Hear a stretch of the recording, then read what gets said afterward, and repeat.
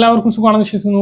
പശ്ചിമേഷ്യൻ യുദ്ധത്തിന്റെ പശ്ചാത്തലത്തിൽ സംസ്ഥാനത്ത് പാചകവാതക പ്രതിസന്ധി തുടരുകയാണ്.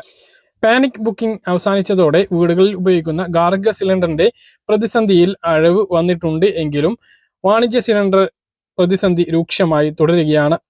ഈ ഒരു സാഹചര്യത്തിൽ കരിഞ്ചന്ത വിൽപ്പന സജീവമായി നടക്കുന്നുണ്ട്.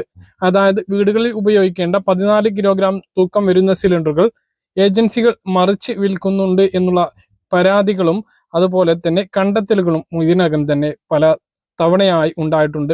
അതുകൊണ്ട് തന്നെ ഇത് മറിച്ചു വിൽക്കുന്നതിന് വേണ്ടി ഗാർഹിക ഉപഭോക്താക്കൾക്ക് സിലിണ്ടർ ലഭ്യമാക്കാതെ അനാവശ്യമായിട്ടുള്ള പ്രതിസന്ധി ഉണ്ടാക്കുകയും സിലിണ്ടർ കിട്ടണമെങ്കിൽ അധിക തുക നൽകേണ്ടി വരുന്ന സാഹചര്യവും ഉണ്ട്.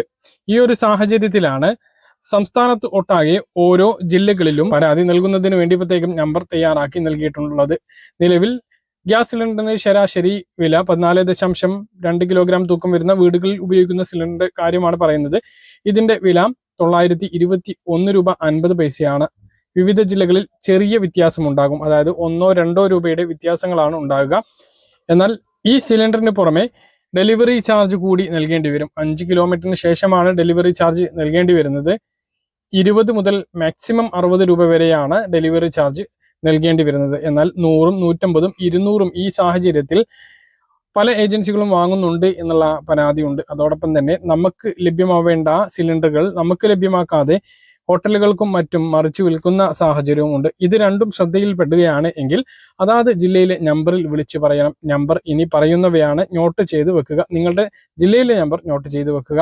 തിരുവനന്തപുരം 91 88 52 73 15, കൊല്ലം 91 88 52 73 16, പത്തനംതിട്ട 91 88 52 73 17, ആലപ്പുഴ ജില്ല 91 88 52 73 18, കോട്ടയം ജില്ല 99 88 52 73 19, ഇടുക്കി ജില്ല 99 82 52 73 20, എറണാകുളം ജില്ല 91 88 52 73 21, തൃശ്ശൂർ ജില്ല 91 88 52 73 22, പാലക്കാട് ജില്ല 91 88 52 73 23, മലപ്പുറം ജില്ല 91 88 52 73 24, കോഴിക്കോട് ജില്ല 91 88 52 73 25, വയനാട് 91 88 52 73 26,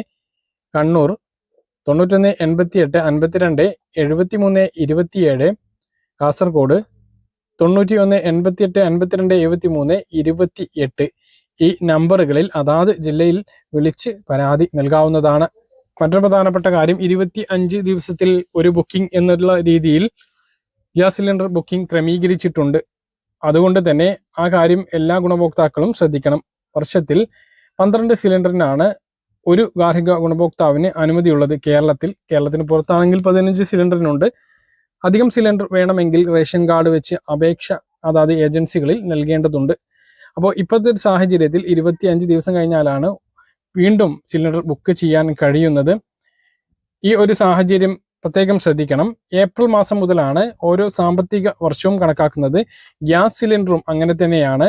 ഏപ്രിൽ മുതൽ മാർച്ച് വരെയുള്ള കാലയളവിലാണ് സിലിണ്ടറിന്റെ എണ്ണം കണക്കാക്കുന്നത്. അതുകൊണ്ട് തന്നെ ഏപ്രിൽ മാസം നമ്മൾ വാങ്ങുന്ന സിലിണ്ടറിനാണ് അത് ഒന്നാമത്തെ സിലിണ്ടറായിട്ട് കണക്കാക്കുക. പിന്നെ അടുത്ത മാർച്ച് വരെ 12 സിലിണ്ടറുകളാണ് കേരളത്തിലുള്ള ആളുകൾക്ക് ലഭിക്കുക. അപ്പോൾ അത് കൃത്യമായിട്ട് മനസ്സിലാക്കിയിട്ട് വാങ്ങാൻ ശ്രദ്ധിക്കുക. ഇല്ല എങ്കിൽ അവസാന സമയത്ത് ബുദ്ധിമുട്ടുണ്ടാകും. മറ്റൊന്ന്, പ്രധാനമന്ത്രി ഉജ്ജ്വൽ യോജന പദ്ധതി പ്രകാരം സബ്സിഡി ലഭിക്കുന്ന സിലിണ്ടറുകൾ വാങ്ങുന്ന ആളുകളോടെല്ലാം KYC ചെയ്യാൻ പറഞ്ഞിരുന്നു. അത് മാർച്ച് 31 മുമ്പ് ചെയ്യാത്തവർക്ക് ഈ പദ്ധതിയിൽ നിന്നും പുറത്താകുന്ന സാഹചര്യം ഉണ്ടാകുമെന്നും അറിയിച്ചിരുന്നു.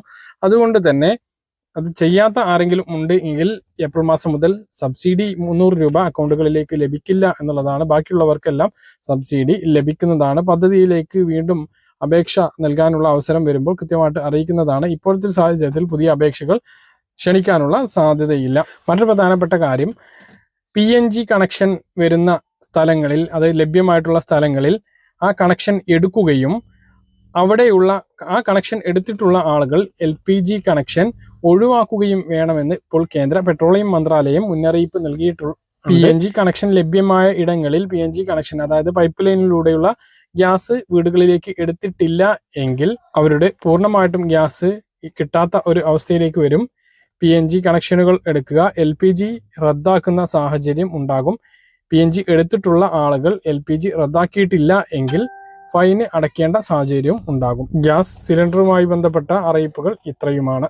കാര്യങ്ങൾ കൃത്യമായിട്ട് മനസ്സിലാണെന്ന് കരുതുന്നു. ഇതുപോലെ ഇൻഫർമേഷൻ ലഭിക്കാൻ ചാനൽ സബ്സ്ക്രൈബ് ചെയ്യുക, ബെൽ ഐക്കൺ എനേബിൾ ചെയ്യുക. മറ്റൊരു വീഡിയോ കാണാം.